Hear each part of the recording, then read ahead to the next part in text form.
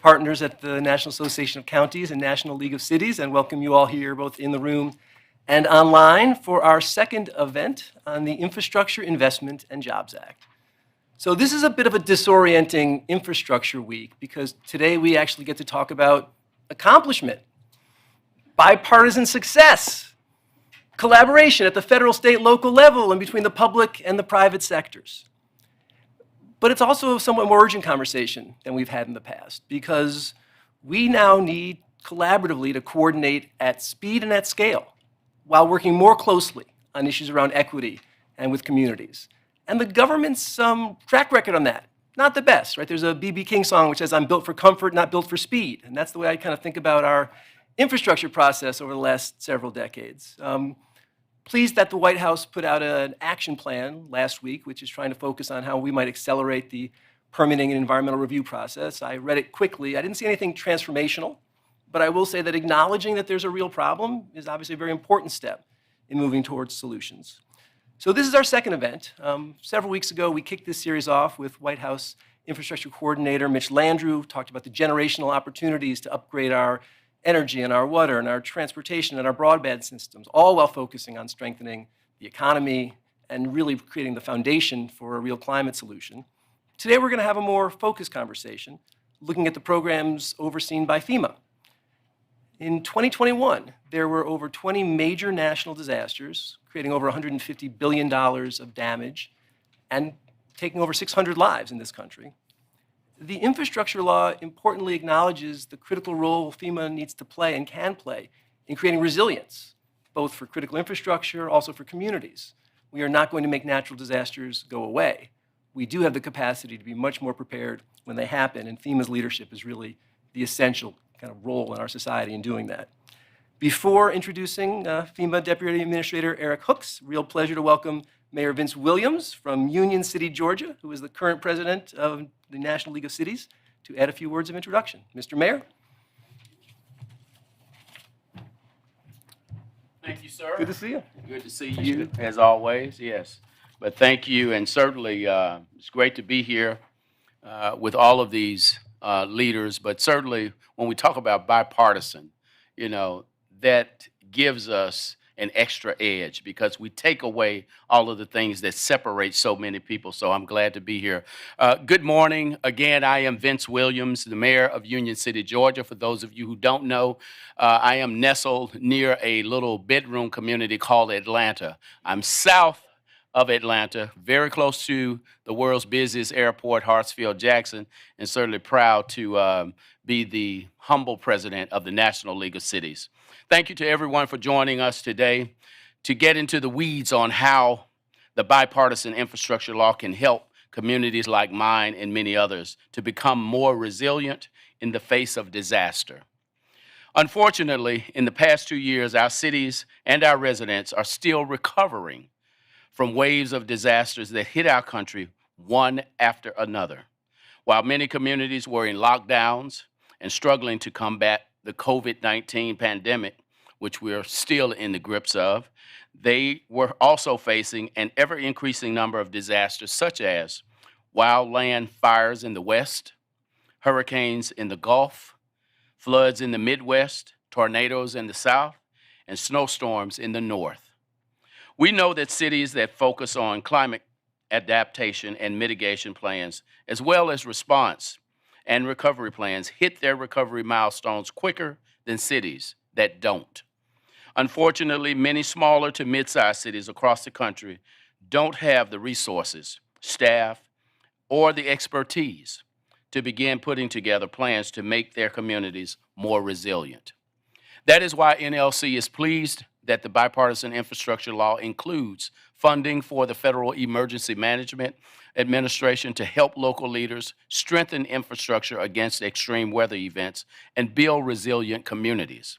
Specifically, the bill provides $500 million for the STORM Act to finance water, wastewater, infrastructure, disaster recovery, community, and small business development projects, and provides support to local communities facing rising water levels, coastal erosion, and flooding. $1 billion for building resilient infrastructure in communities program to support hazard mitigation projects to reduce the risk cities face from disasters and natural hazards. And also $3.5 billion for financial and technical assistance, which is extremely important to our communities, to states and communities to reduce the risk of flood damage to homes and businesses. However, it's likely no surprise to those of us in this room. The need for technical assistance outstrips supply every time. Cities need direct technical assistance to help begin the mitigation and resilience planning process that includes equity in the preparation and execution of local disaster plans, stronger building codes to build more resilient infrastructure, pre-planned evacuation routes for residents, emergency notification systems to warn residents of pending disasters. Education and awareness programs are vital to inform residents about how they mitigate risk from future disasters, and economic recovery plans, because we need bounce back plans to help businesses recover and workers to return to work quickly after the disaster. This is why we're so excited to hear today how FEMA is implementing the Bipartisan Infrastructure Law and going to be a great partner in the work to come. So it is my pleasure and honor to now introduce the Deputy Administrator of FEMA, Erik A. Hooks, to share FEMA's work. Mr. Hooks was confirmed as Deputy Administrator of FEMA in 2021. Before joining FEMA, Mr. Hooks devoted more than 30 years in public service in his home state of North Carolina, focused on public safety, law enforcement, and emergency management. In 2017, North Carolina's governor appointed Deputy Hooks as Secretary of Public Safety and Homeland Security Advisor, leading the state's disaster mitigation response and recovery efforts as the state navigated an increasing number of natural disasters. Deputy Administrator, the podium is yours, and I am proud to have you join us, but share with us. Thanks a lot. Thank you, sir.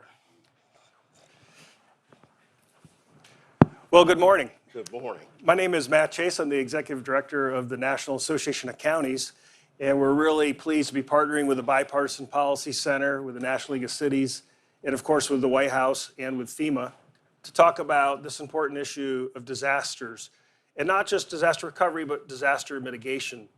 And as was mentioned earlier, we continue to have a record number of disaster declarations each year. This year already, and only in May, we're up to 35 disaster declarations. Nationally, each year, we're experiencing about 800 of our counties, almost 20% of all counties, having a FEMA disaster declaration. So what we wanted to talk about today, obviously, is the Bipartisan Infrastructure Law. There's a lot in there related to FEMA and how the federal government, state, local, and tribal governments can work together. And as was mentioned earlier, we have the Storm Act, we have some flood mitigation, even cybersecurity, dam assistance. Can you just give us a little sense of how is FEMA handling this new national infrastructure bill and all of these different pieces when you already had a full plate? You already were dealing with COVID and other things that Mother Nature delivers to us each year. So just tell us a little bit about how this infrastructure law is changing your thinking and giving you new tools that also will help state and local governments down to the community level. Well, first of all, let me say thank you for allowing me to participate in the forum today. And as it was mentioned earlier, you did an excellent job of laying out the various programs that FEMA has been the beneficiary, so to speak. But ultimately, we want the beneficiary to be those local and state communities that we are partnered with through the BRIC program, through the Storm Act, and other measures that we are moving forward. We are trying to pivot to have a focus on mitigation and not just response. We know that impacted communities, disadvantaged communities are more severely impacted by the continual number and rise in storms that we have had. I've personally experienced that in North Carolina. And so as our leader mentioned earlier, that maybe not everything that comes from it is transformational, but is the hope that combined throughout all the initiatives that are packed within the Infrastructure Investment and Jobs Act, that it will be transformational for the country.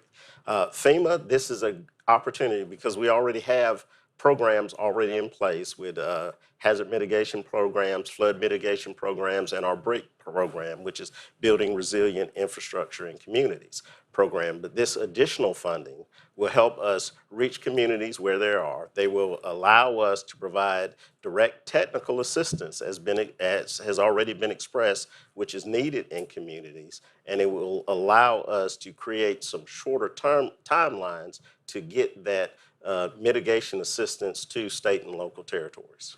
Well, I want to go back and thank you. With your leadership and Director Sprayberry when you were in North Carolina, the state was great partners with the counties, and you had a number of major storms, particularly in the eastern part of the state. So when you were nominated and appointed, we were very excited to have you at the federal level and hopefully bring that federal-state collaboration nationally. With the BRIC program, so building resilient communities, let's step back and just tell our audience a little bit about what is that? And Congress back in 2018 really put a marker down to say, we spend so much on recovery, we need to invest more on pre-disaster mitigation. We need to get ahead of the curve. Now, unfortunately, a lot of the BRIC funding still comes after disaster. 6% of the disaster relief fund can go to mitigation, but that's after, and that's a conversation maybe for later. But what is the administration trying to do with BRIC? What is the mindset that we're trying to have as a country when it comes to pre-disaster mitigation? Well, ultimately, we want to build communities, not just FEMA, but as a nation, we want to build communities that are resilient to the storms because unfortunately they are not ceasing. We have seen the constant impact across the nation. And with BRIC, we want to ensure that we have both the capacity to learn those communities, to engage across the entire federal agencies with our local and state partners to build in a more resilient fashion so that we can withstand the storms and other hazards that may come our way. There's a great opportunity with the new funding from IIJA with BRIC in that we can provide direct technical assistance on the front end, and so that we can start planning with local communities to build more resiliently in those communities. And one of the challenges, as you mentioned earlier, is a lot of these different natural disasters are hitting more disadvantaged communities. But to access federal funding, they often don't have either the engineers, the grant writers, the accountants to handle federal money. And so the president issued the executive order 14008 and the Justice 40 initiative around making sure 40% of the BRIC funding goes to disadvantaged communities. Can you talk a little bit more about how that's being implemented? Sure. In FEMA, we are rallying around the President's initiative, Justice 40 initiatives, to, again, as you said, to ensure that at least 40% of the federal benefited dollars in our resilience and climate change programming goes to those underserved communities.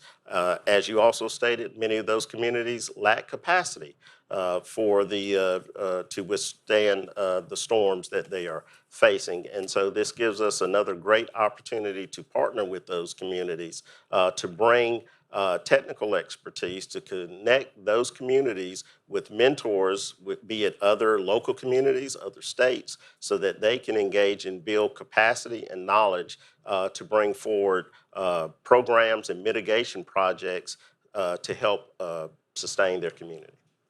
And just for our audience, I just want to remind folks that you can submit your questions through YouTube, LinkedIn, and also on Twitter using BPC Live or hashtag BPC Live. I want to applaud BPC for also having LinkedIn. I think that's pretty hip. So Jason, good job there. But as we come back to the BRIC and the Justice 40, historically FEMA has worked through the states and through the state emergency management agencies. But things like BRIC are supposed to help local communities. Can you talk about how FEMA is working to get states to engage locals a little bit more, or is FEMA working directly with local communities? Thank you, great question. We are doing both. Invariably, many of the programs historically, FEMA has worked directly with the states, and that valued partnership continues throughout all the states and territories. But we have seen a need for greater investment of our time and energy at the local community. So we are preparing our programming and our notice of funding opportunities so that states will engage more directly and deeply with local communities. We are also offering opportunities for direct technical assistance to local communities in that partnership that is ongoing. And so we find that in order to help benefit those communities, we at FEMA really have to know those communities. And so we are stretching that from a leadership standpoint with our state partners, and the grant funding will be geared toward going to those local communities, particularly those disadvantaged and underserved communities, and which includes tribal communities as well. The U.S. government has a responsibility of trust to those tribal communities. They are oftentimes underserved, and this provides a great opportunity for us to directly connect with tribal communities. And throughout the COVID pandemic with the National Emergency Declaration, particularly with COVID related expenses, we've had 100% federal share.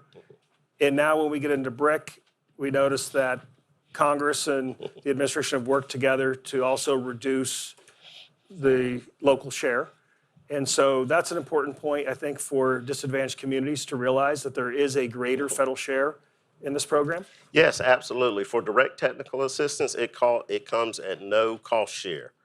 That's extraordinary with my experience with FEMA. And with severe repetitive flooding, 100% cost share, FEMA will cover the cost 100% for those projects. So there's no cost share burden with that. BRIC in particular will provide for a 90% cost share to small and disadvantaged communities, because we realize that that communities often can't afford a 25% cost share for the projects that they support.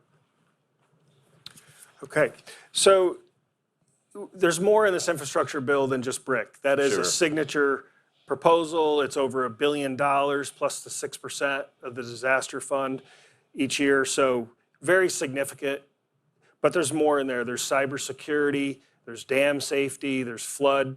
You want to talk about any of those others?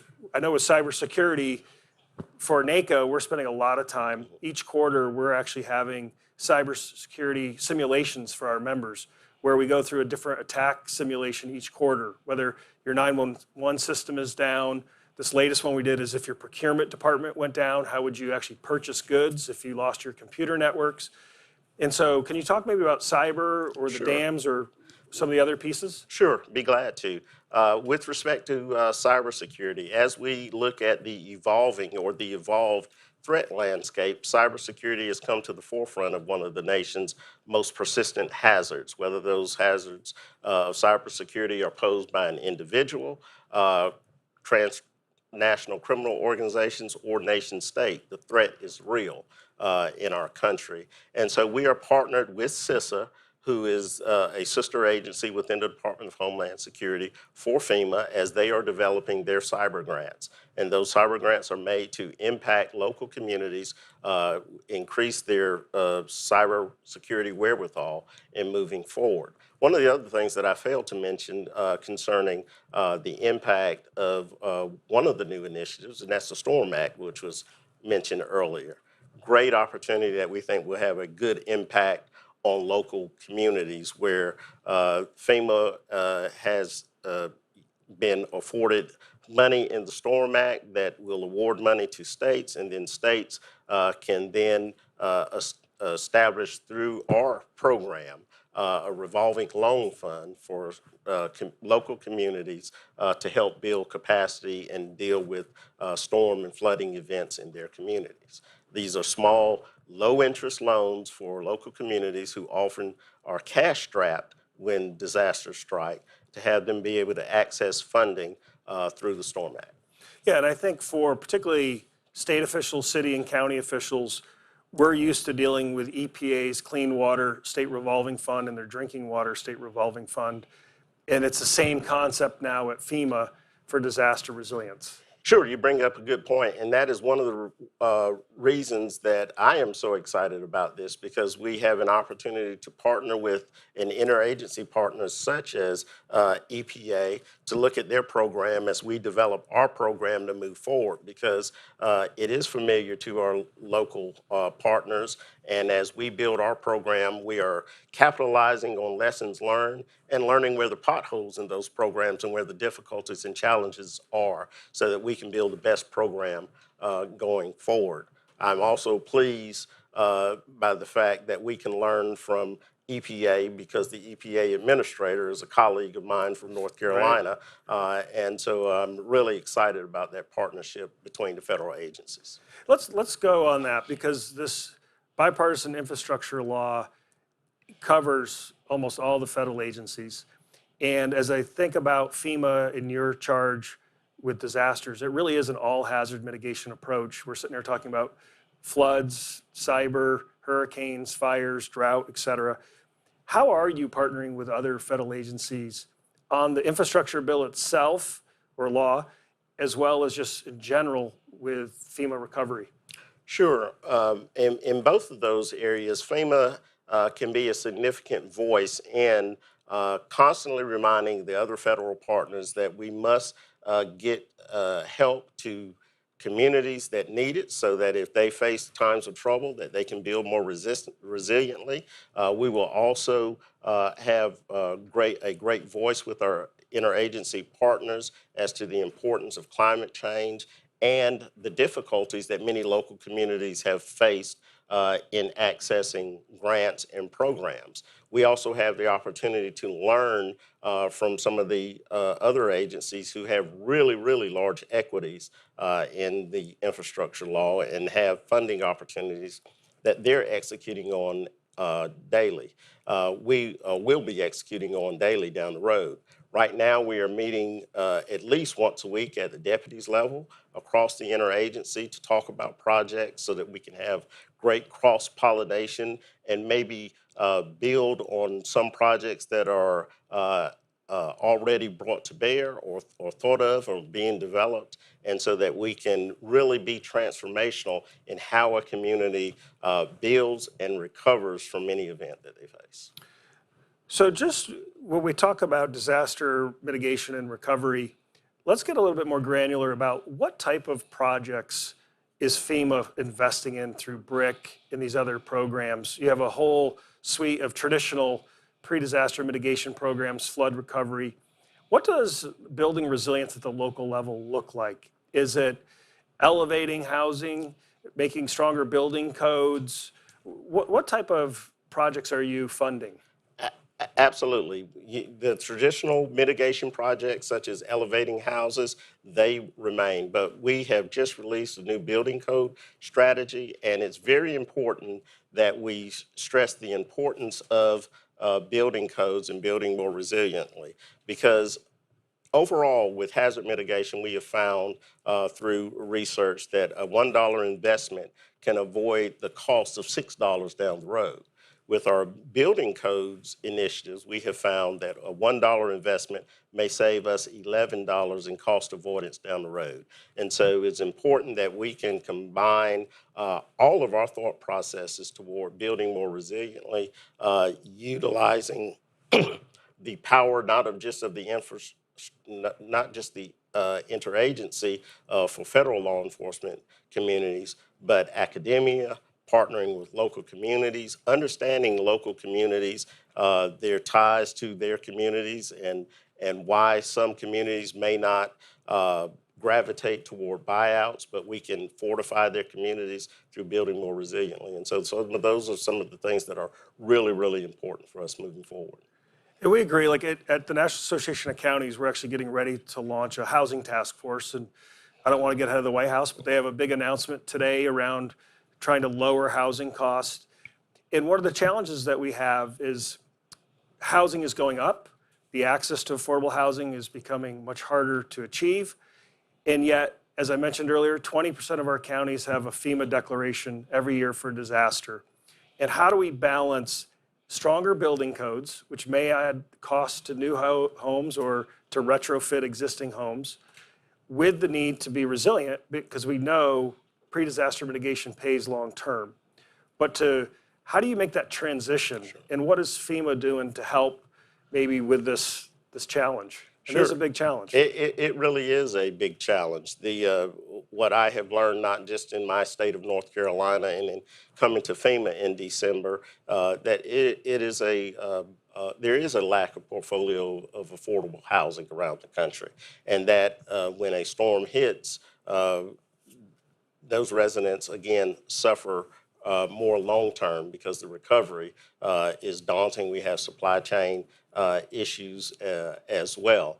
And so I think it's really important that FEMA work in partnership with HUD, work in partnership with our local communities so that we can look at what are the drivers of, not that we're trying to suppress housing costs, the cost and rising cost of houses, but so that we can look for innovative ways to reduce the mitigation costs as we make those greater investments in our communities. We've worked with Monroe County down in Florida, which is the Florida Keys, and obviously deals with a lot of hurricanes. And the county's been trying to work on pre-engineering and architectural work for residents so they can buy down the cost of how do you plan for these, how do you work with builders to get them trained how to build these new homes, and how can you use a scale, I guess, to drive down the cost. But I want to come back to the administration's focus on disadvantaged communities, because it does relate to the cost of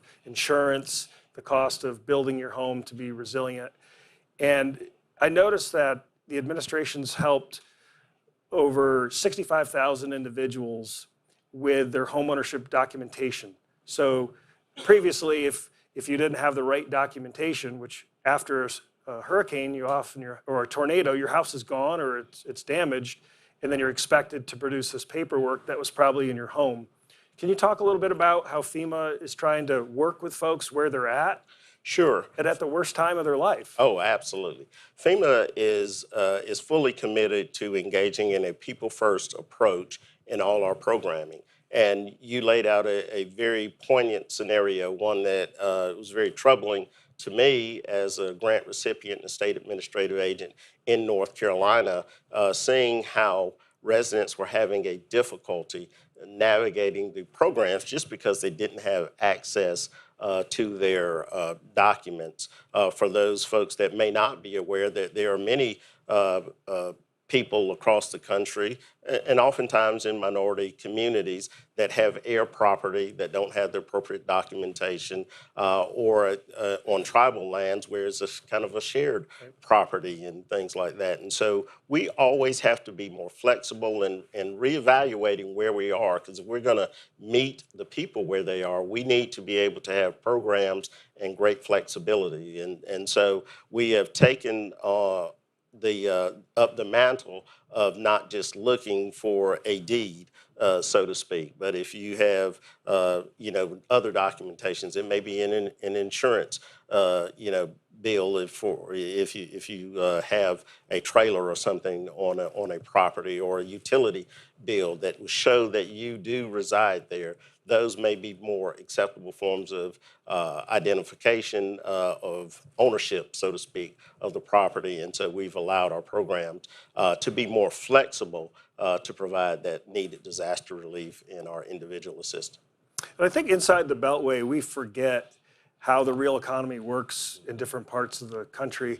I remember years ago, I worked on the BP oil spill and along the Gulf Coast, and working with fishermen of different ethnicities, often English being a second language, and they didn't use the traditional banking system. Mm-hmm. And so when SBA showed up to offer them a loan and wanted all this documentation, they didn't use a traditional bank. They had a totally different way of running their local economy, and it worked for them, and we needed to adjust. So how is FEMA working to personalize your contact with local officials and local communities? Can you talk a little bit about how FEMA's structured, how your regional offices work, and those people in the audience who are around the country, how do they get in touch with the FEMA rep? And how do they just build a relationship to sit down? If you're a mayor or a county commissioner and you're newly elected and you want to get started, how do you even establish a relationship with FEMA? Where do you go?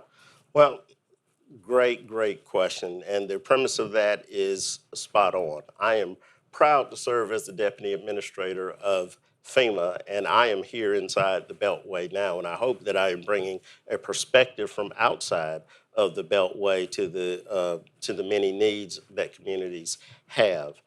For all of the communities, your initial pathway into FEMA is going to be through one of our 10 FEMA regions that are strategically placed throughout the country. They have staff that should be engaged with you. They are out learning your communities. They will provide the direct technical assistance. They also put out publications, oftentimes through the state, but we have tried to enhance our ability to deliver messaging and host seminars directly with great organizations such as this and through cities and counties so that you can have that direct engagement as to what the FEMA programs are.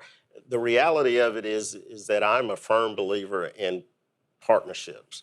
In order to build a cohesive pathway forward, you have to know who your partners are. So in order to know communities, in order to serve communities, you really have to know communities. And so I've been engaged under the leadership of Administrator Criswell to take the people-first approach with our regions so that our regions can make sure that they are getting out, not only partnering with the state emergency management directors, which is really important, but that they are partnering with city mayors, county commissioners, homeland security advisors, even law enforcement to understand those communities in which they serve.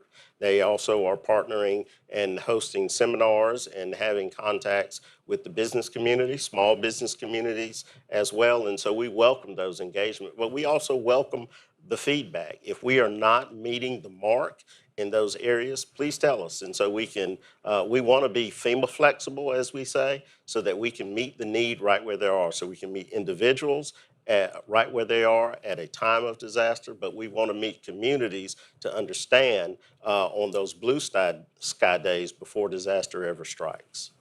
And so this is great to see the pivot here. And one of the challenges remains in the smaller rural communities. You also mentioned the tribal communities, where if you're a mayor and you're part-time and you're doing all sorts of different things, and disasters is just one part, or even a county commissioner, how can FEMA help these more rural communities? Is that working with the state? How are we going to enhance capacity, particularly in the pre-disaster mitigation? Sure, I think it's vitally important that that those communities have great connections with the state. Governors have intergovernmental affairs offices, and also I would encourage those communities to directly connect with your state emergency management directors. I would also encourage you to know or find out for your particular state if they have designated a infrastructure czar or coordinator for your state. Many states are moving in that direction, and so you can get direct information from people who are tapped in daily on the infrastructure law. And so that is one key piece of advice I would tell you as well. I would also embrace, if I was coming from a county or a state or even a really small community, to identify who your state administrative agent is in your state. Sometimes that's the Secretary of Public Safety, as I had in my old role. Sometimes that's the Emergency Management Director, or it may be somebody else in the governor's office or administration. But I think it's key that you know who the individuals are so that you can identify those key partners so that you can have that close collaboration, invite them out to see your communities, as well as going to see them in the capitals of your various states. So FEMA plays a really important role in thought leadership and really getting the country to think about disasters. But you're also an investment bank. And I think the infrastructure law has given you a lot of different resources, including your normal appropriations, but it's given you additional resources. What has been coming down the road? Like what grant opportunities have you already released? And can you give us a preview of what's coming up? What people should be looking for? Sure. Because it is a maze of programs. Some of them go directly to the state, and some cities and counties can apply directly. Sure. I am excited to announce that we will be having our NOFOs come out in August so that we can work on next fiscal year's or 22 fiscal years program. And as was mentioned earlier, we have $1 billion in extra funding going to BRIC, $3.5 billion over 5 years for flood mitigation assistance, and that is a very important program that that will enable us to address the high water effect of flooding. The Storm Act, I think that will be critical to communities as well as there's a $500 million investment in having the ability to offer low interest loans to communities across the nation. And our dam safety programs, we have, it's a smaller investment, but a key investment nonetheless of $14 million in our dam hazards safety program as well. And I would just point out on the flood mitigation, that's, I think, triple the normal Yes. funding. And one of the things that we've learned across the country, unfortunately, is with these massive wildfires, once the fire goes through a community, it really hardens the land. And it only takes a little bit of rain to cause flooding. And so places that the rain used to be absorbed by the ground, now it's just a runoff and it creates more flooding. So we kind of have this dual effect of these wildfires. It's not just the tree damage and the other property that it damages, it now causes other impacts later on. So we're really pleased to see this increased funding on the flood mitigation. Sure, because after disaster strikes, there are always cascading effects that impact the community thereafter. I had the great fortune, because it was an engagement, that was necessary to travel to New Mexico. And in New Mexico, the wildfire season is already on us. It started early.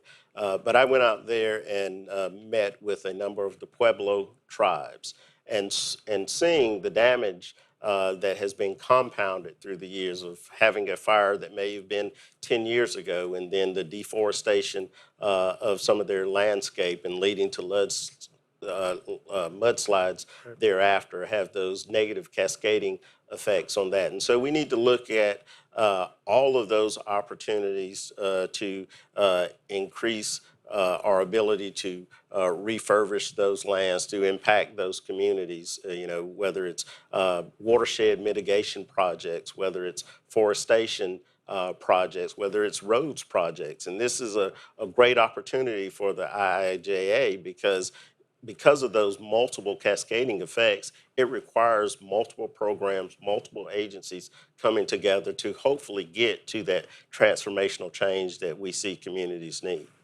And on these fires, obviously the Arizona fires and New Mexico fires, huge scale, getting a lot of attention. Orange County, California, a very urban area, just had major fires this last week. But also places like Nebraska, which people I don't often think of as a place that has wildfires. But we also have a mayor here from Dubuque, Iowa, who deals with flooding on a regular basis. Let's take this conversation to partnerships, because you're traveling out, you're talking to tribes and pueblos and cities and counties out there, the state. What do you see as the future of partnerships between the FEMA and even the private sector with P3s and other opportunities, maybe through the Storm Act and other things? How do you see partnerships evolving when we talk about disaster mitigation? Well, with the broad scope of disasters that we face, partnerships have to evolve. I won't preach, but by the same token, You can preach. It's okay. But by the same token, I am struck by a scripture that says that if a person comes to you and they are in need of clothing and they are in need of food, and you say, go in peace, and you do not clothe them and you do not provide the food, what have you profited them or yourself? And so we take a whole of community approach to partnerships. They have to be within the federal family, they have to be within the local community and with the business community as well. We at FEMA have been partnered with the business community for years because we use advanced contracts for the delivery of commodities and equipment at times of disaster. And that's one of the things that I will always encourage our state and local partners to do. we learned a pretty tough lesson with COVID-19, many of the tough lessons, but one of those was with the lack of PPE that was available. I think people may have assumed that the national stockpile would take care of that. And so now we have taken that lesson and learned that we need to be engaged with the business community and engaged in pre-disaster contracts and ongoing participation, because not only the contracts for pay for those businesses, we are seeing businesses step up all across the nation to provide support on their own because they want to be good stewards in that community. And so that's really important. And so that the more that we can engage and the more that we can be creative within the bounds of the law to administer our funding and encourage our state and local partners to really engage those small businesses, those women-owned businesses, those veteran-owned businesses, those minority-owned businesses, and just small business in general, because they have something to bring to the table. And it also helps ignite the economy when disaster strikes. To get at the heart of those communities are the lifeline of those small businesses. And so it can help that local economy grow or reunite and grow after a disaster as well. You know, and just like you mentioned businesses, particularly small businesses, they're just busy running their day-to-day lives and trying to get their business off the ground and stay alive. And what we find at the city and county level is our members are in the same boat. We're dealing with elections and public health, keeping our parks clean and our libraries open during challenging times, and our roads and bridges in good shape. And then a disaster comes, and it takes all of your focus away, but yet you still have to run all the other core services that a city and a county run. Can you just talk about, as we wrap up here, again, just put another finer point on the importance of these partnerships and how we need to work together, not when a disaster strikes, but to get our communities more resilient, whether it's for climate or other things that are occurring. Talk a little bit more about how we can come to the table with groups like the Bipartisan Policy Center, National League of Cities, National Association of Counties. How can we help you change the mindset of folks? Don't wait for the disaster. Right. Engage in things like BRIC and these other programs. Why don't you leave us with just a couple of words of how we can make sure we continue this thinking? Well, sure. Forums like this are extremely important, and coming to the table to have sometimes very frank and hard conversations. And I'm not immune to that. FEMA's not immune to that. If there are things that we can do to be a better true partner to you, because at the end of the day, the way I look at FEMA's relationship to you all and to our counties and our cities as well as our states is that at the end of the day, I want to be a true partner. And sometimes true partners need to hear the truth about our program. And so if there needs to be greater flexibility, we need to understand that, just as appropriators and policymakers need to understand that.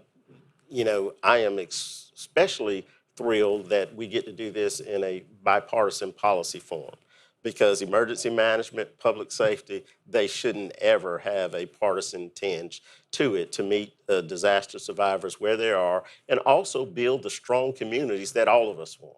And that matters not whether or not how you're registered or what race you are or what gender you identify with. We all want strong and vibrant communities. And the engagement at the local level is key to that, and understanding the challenges at the local level is key to that. And so I always welcome those opportunities. I will encourage states, as I have frank conversations and encourage them to have frank conversations with me, is that you have to make greater investments in the future. And we can use data such as an investment now of $1 may save you $6, or in some investments of investment $1 will save you $11. It makes good business sense to have those collaborations, those partnerships, and sometimes those very frank discussions at a level such as a family, because we all are part of the American fabric and American family, and we want what's best for all Americans. Administrator Hooks, thank you so much. You're obviously a great American public servant. thank you for all your years of service in North Carolina and now at the federal level. We really, really appreciate it. Before I turn it over, I just want to thank the Bipartisan Policy Center. They also have brought cities and counties together to work regionally and across the country, and we think that is a great thing. I'm actually sitting in today for our president, Commissioner Larry Johnson from DeKalb County, Georgia. He's got a primary coming up, so he wasn't going to leave the county, but I know he works very well with Mayor Williams, and they're great partners there. It's my honor now to bring up another special guest. Brian Kuhn is the Vice President of Homeland Security and Emergency Management in IEM. I knew him when he was head of emergency management in Florida and was a great, great state partner for the counties in Florida who obviously deal with a lot of different natural disasters. And so, Brian, please join us to wrap up today's session.